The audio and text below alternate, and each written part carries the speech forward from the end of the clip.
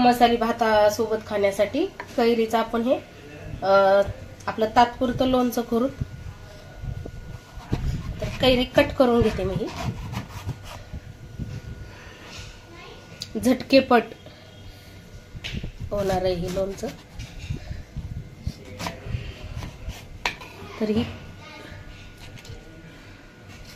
काढून घेतलेली आहे आणि आता हे कट करून घेते कैरी।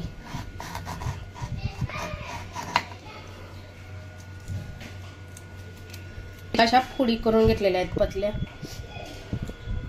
हे ताबडतोब खाण्यासाठी आपल्याकडे लोणचं नसेल तर ताजं बनवत आहे। एक फ्रीज मध्ये ठेवलं किंवा 5-6 दिवस टिकतोय म्हणून फ्रीज मध्ये। तर हा मसाला आहे, ना फ्री आलेला आहे मध्ये।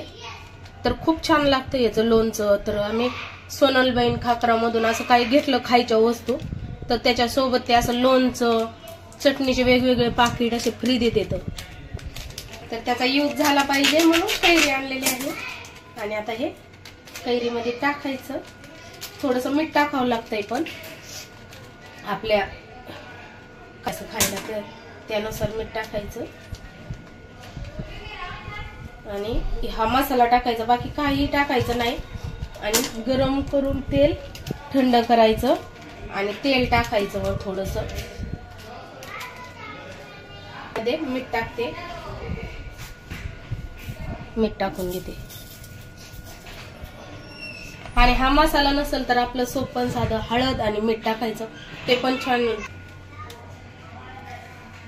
आणि आता हा मसाला टाकते।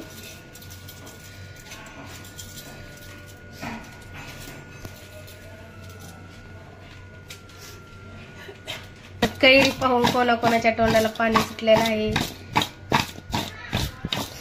छान असं मिक्स करून घ्यायचं आणि ना हे थोडे वेळ असंच ठेवायचं। नंतर तेल टाकायचं यामध्ये, थोडं गरम करायचं तेल, थंड करायचं तेल आणि मग टाकायचं यामध्ये।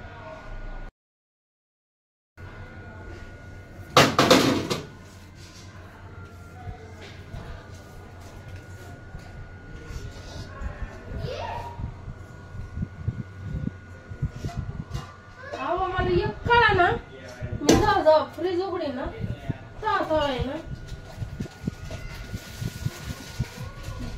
बडीशेप काढते मी, म्हणते कुठून काढते लय बडीशेप सांडली।